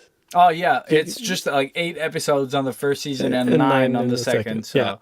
And they're like 45 an hour-ish. Yeah. And the cool thing about these is that they're sort of like a homage to anything 80s, sort of like everything from Ghostbusters to Goonies to E.T. Star Wars. To, everything. And I actually got the question today about what genre, what type of sort of like, what is it? Is it like scary? And it's really not. Well, it could. Yeah, sometimes it is. It does have a few jump scares, and it is a bit creepy sometimes. It isn't really a scary one. And it's not sci-fi. It's supernatural. That's what it is. It's a supernatural show. Okay. Yeah. With these 80s dark vibe. Dark adventure. Sort of. Yeah. Supernatural dark adventure. Yeah. Thriller. Yeah. It's got a little bit of everything. Like, yeah, it does. It does. And again, I mean, it is a show, so it's not a movie. So obviously they can squeeze a lot more stuff into it and a lot of stories. But should we go through like the sort of the basic story of what it is? Sure. Sure? Yeah. All right. So, like, I'm always really bad at explaining stuff. I think the actual title of the episodes are sort of, they give sort of like the synopsis of each episode, sort of like they're like descriptive without giving away the surprises. Because every episode ending is a surprise. Oh yeah, like a cliffhanger. The motherfucker. Yeah, and it just gets better every fucking time. Like it has, well, for me at least, it has gotten better. Like each episode just gets better and better and better and better, and they keep adding on to it. But or should we not spoil it? I don't think we should. Like, okay. I think we can talk about it and why we like it and how it's sort of like influence or inspires us. Inspires us. But I would not touch it right now because it's such a fresh show. It no, I meant season 1 now. Like, going into sort of the general story of what it is. But I think you can tell that without, because I think we can talk about the first episode and sort of let people's imagination take them to the rest, because the first episode is called "The Boy Who Disappeared" or something like that. The disappearance of Will Byers. Will Byers, yeah, or something like. And that sort of title is going to play a part in pretty much the rest of the whole thing. Yeah, the whole thing, like season 1, season 2. It ties into to this. And it's referred back to because, and it's such a nice, like, the cast, the kids, and trust me, I hate kid actors.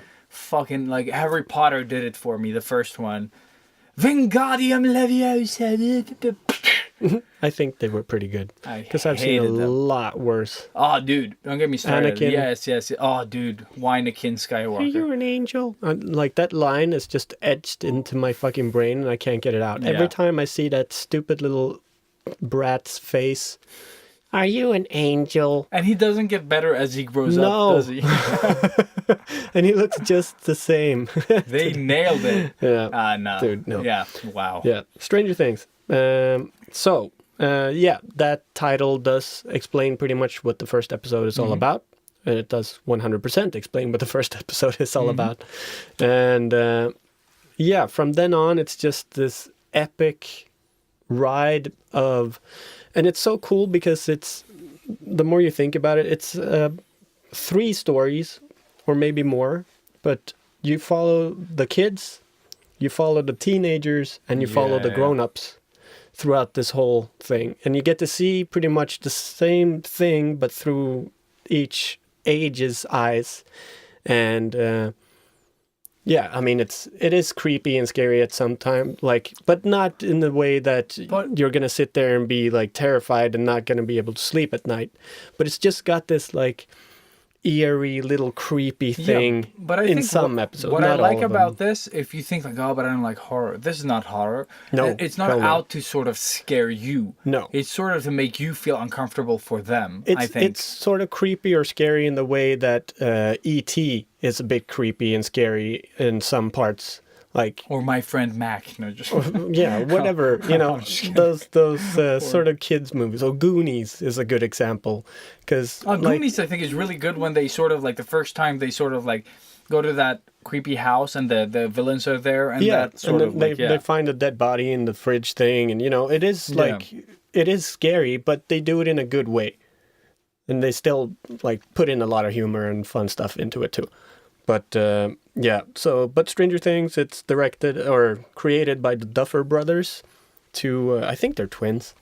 I have no idea. Super geeky. I know nothing about them. 80s type brothers that are fucking geniuses. I haven't read anything about them, so I don't know what they've done before this.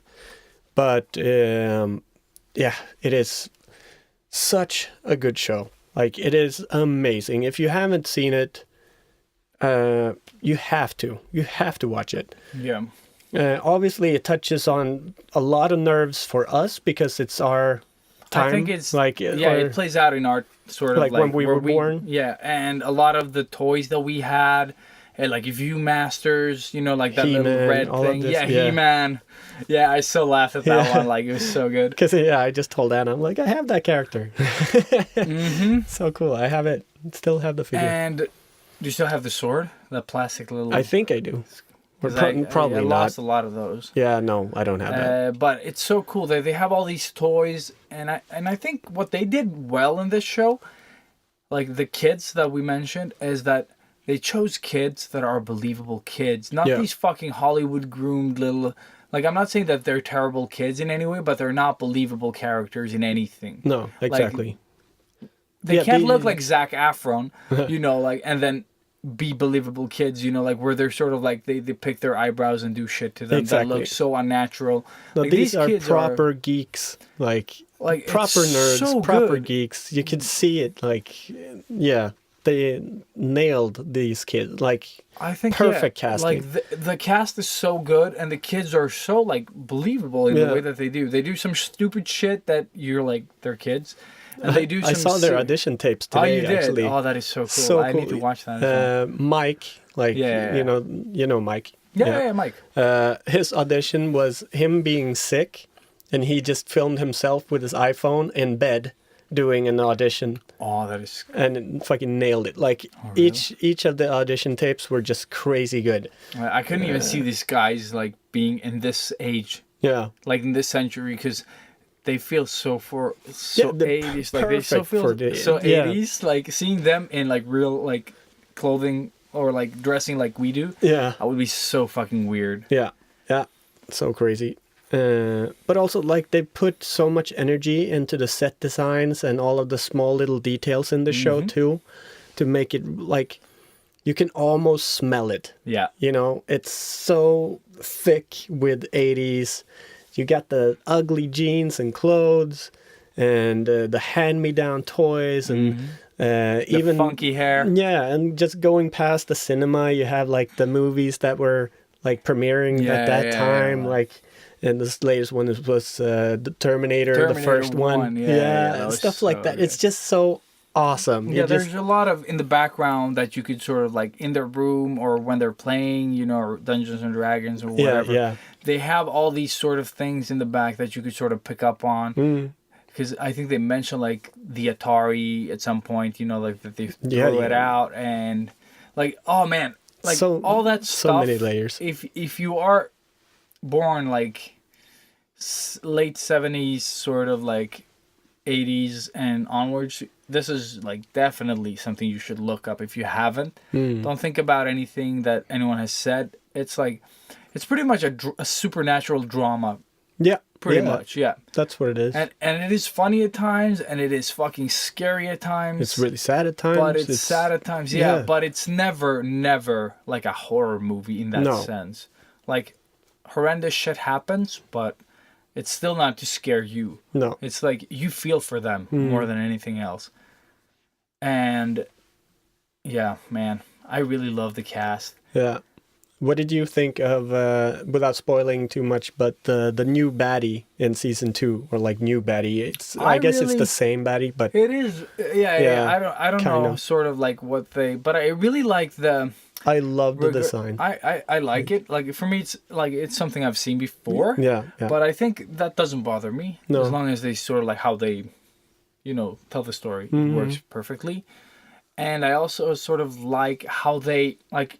Both in the first and second season, they have like they're nerds, okay? They're Dungeons and Dragons and the Demogorgon, you know, all those words that are in there. They use them as metaphors for the stuff that are happening. And it's genius. And it's so good, which adds another nerdy layer on top of what is already good to really sort of boost that feeling. I don't know how they can be such geniuses, but it's so good. Yeah. And dude, I really love on the second season the new introduced character. Like they could have built upon him more and his sister. Yeah. But I really, really, really like that sort of like boyish, sort of like feminine touch, but still super like, you know, annoying and like manly in every way. Bon Jovi back in the day, dude. You know? Exactly that. The perfect rocker, like super good looking, but sort of like a little feminine. Yeah, I mean the guy that takes longer getting dressed than a girl or whatever. You know, it's just fixing his hair for hours. Yeah. But I really like that because when I saw him, I was like, "What the fuck is that?" Because he's so androgynous. Like has like this sort of like weak beard stubble. Like he shaved it, you know, but it's there, sort of like. And it looked so weird in the beginning. I was like, what the fuck is this? And then he just grows on you, but he's an ass. But, Oh yeah. But like there are so many like good things that I personally can relate to. I even had like similar clothes to Mike, I think, that has those what do you call them, like sweatshirts? Yeah. Or jumpers? Yeah. Same thing? Yeah, it's a jumper. Yeah, a jumper, right? But yeah, man, I had clothes like that. My mom dressed me like that. I had that fucking haircut almost, you know? Yeah. Like, Yeah. I didn't have the haircut, but same with the mom. Like, I had to wear a fucking shirt, a button-up shirt, almost every day at school. no, I had the jumpers more than Never I a had normal T-shirt. Didn't get a hoodie. Yeah, T-shirt came later, like where we had the... Like, I wasn't allowed a hoodie until I bought my own when I was like 14. What? Yeah. She thought you would look like a Yeah. bum? Yeah.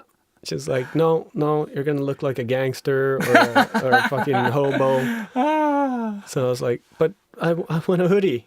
I just look stupid. Like that's when I look back at those clothes, I'm like, Yeah. But nobody cared back then as well. Like that came later. That came way later when people started caring. I think I managed to get up to like year 2000 and nobody gave a shit about the way you dressed or anything. No, not and really. That's somewhere around that turning point where people started caring. Yeah, I think the first was the hoodie, but then definitely baggy jeans. Mm-hmm. That was like... Yeah. But I mean, like, nobody really cared how you dressed. No, like, no. I think the baggy jeans were... When sort you of like, started thinking about it yourself. Mm-hmm. Yeah. But I never cared about what anyone else was wearing. Like, I was never like, oh, that person should learn to dress. I never cared about that. No. That came way later. Like, that's a different generation from us. Yeah. Because I could have, like, that jumper and, like, like what do you call them? Mjukisbyxor.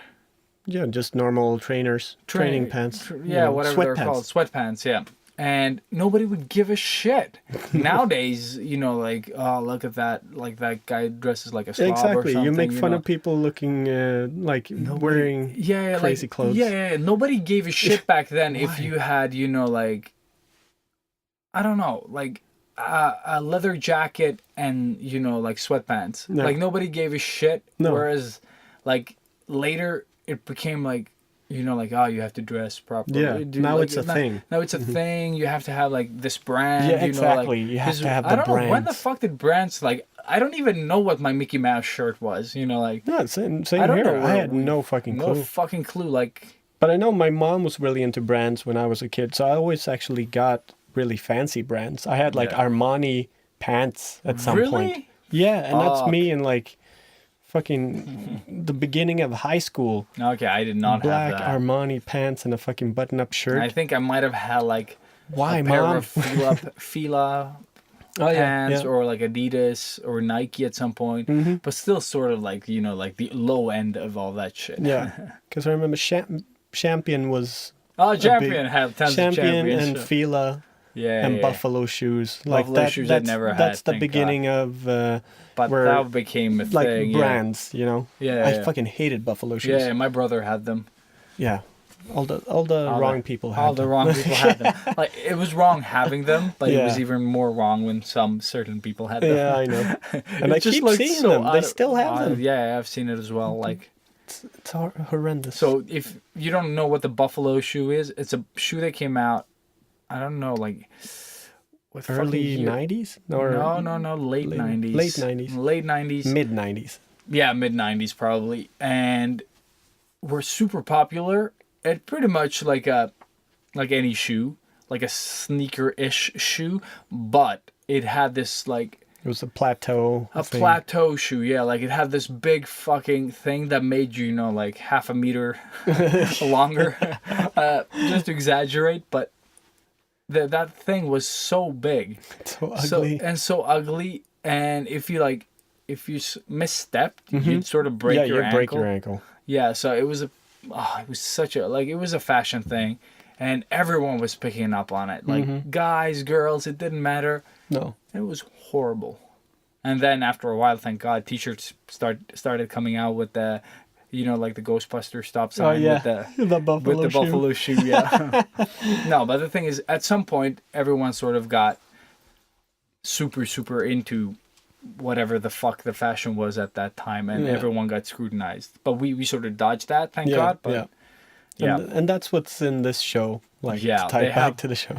All I was actually going to say that as well. Like they don't comment anything about clothes or like anything like that. Obviously, there's bullying because they're kids in high school, so there has to be bullies. And stuff. And they do get bullied and all that jazz. But it's just because they're the geeks. Oh, right? they're so geeky. Yeah. You're gonna totally get it. Like it's not right, but you'll totally get it. Yeah. And I love that how I can relate to Mike because he's dressing sort of as I did, which is so cool to see in his show. Yeah. And like I said, the hair and everything. Yeah, so good. It's so good. And like there's not much we can say about the show without you guys seeing it. I'm guessing maybe most of you guys listening now, I'm hoping at least you've seen the second season, so you know what we're talking about. But it comes strongly recommended because it is really like, even if you didn't like live in the 80s or was born in the 80s, live in the 80s like it's a country, it's totally worth watching because the vibe that it's sort of like, that vibe was sort of like every 80s movie that you ever loved, you know, like. Oh yeah, I think it's so good. And that's the cool thing, because I noticed that going into Thor today, that it's a perfect blend, like so coming from Stranger Things and then going into Thor, like opposites? Yeah, because they have the 80s type theme within the whole Thor, the new movie. They do. Yeah, Okay. So it is sort of in the background. It's a Thor movie, so it's still out there, and like there's still a Asgard and all of that shit. But it's the music and the colors and all that stuff. Like it blends. Okay, cool. So it felt similar in a way when I went to see it after seeing Stranger Things. Sweet. So just another observation. Yes, and another just a plus for the new Thor movie. Yeah. That's awesome. Hitting right nerves. And now that we talk 80s, I remember the movie Lost Boys. Ooh. I need to rewatch that. That's a vampire movie for anyone wondering. Yeah, shit. And there's this other famous guy in it as well. Like except what's that crazy one? Oh, come on, work with me. The guy who's the kid singing. Yeah, exactly him. I don't remember. Oh shit! Yeah. Bouquet, save us.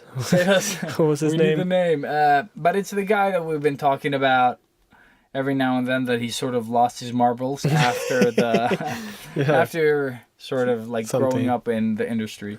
Yeah. But his name is. Is he in it actually? Well, no, he is. He's one of the vampire hunter kids. It's him and the other one. Oh yeah. Like there's two of them. Corey Feldman. Corey Feldman and Corey Haim are in this one. And they're the vampire hunters, but yeah. But this movie is awesome. It's about this family that moves out to someplace, Florida, suburbs, whatever. I don't remember. And vampires. Vampiros. So, yeah. They're doing, I think they're either redoing the movie or doing it into a show.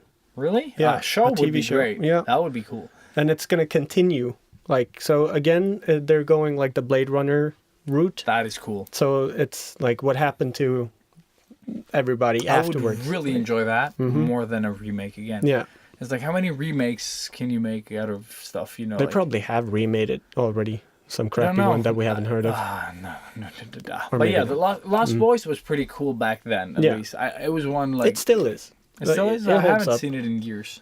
But love the soundtrack too. Cool, so 80s. So extremely 80s. The hair. And I thought that the Big Brother was the coolest when I saw it as a kid. Yeah, that's a good recommendation, actually. Yeah, so check out...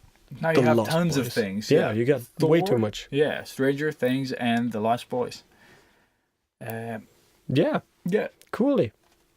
I have nothing more. No. Like we lost ourselves a bit on the feedback and schmeedback, just looped a bit, but now we're at the end at least. Yes. And it's 1 hour and 50 minutes. Yeah, but I think we're gonna edit this one down to 15 minutes. 15 minutes. Yeah. Get feedback. But yeah. But yeah, no. I hope you guys learned something useful. Don't be too hard on each other. No. Feel the love, spread the love. Exactly. And go watch Stranger Things Season 2 if Yeah. you have seen Season 1. Exactly. And if you get bad feedback, go back, watch Stranger Things, then use feedback. Exactly. See what I did there? Yeah. Fuck yeah. Yeah, for some reason. Yeah. So, yeah, find us on everywhere at sketchbookheroes.com or at Ilias Patlis. Or at Rob Ekblom. Write to us at hello@sketchbookheroes.com. And comment on our posts and hashtag your stuff with the Sketchbook Heroes, or tag us if you really need us to see stuff. Yes. If you want comment, feedback on stuff you've done, obviously reach out. We are here for you. Yes. Yes. Go Hilos. Go, I hello. also offended every Asian on the planet. There you go. We love you all. Love you all. Offended or not. Up and skadoosh. There we go. Wow. Skibidi-bow. Ba-ba-da-ba-ba-ba-ba.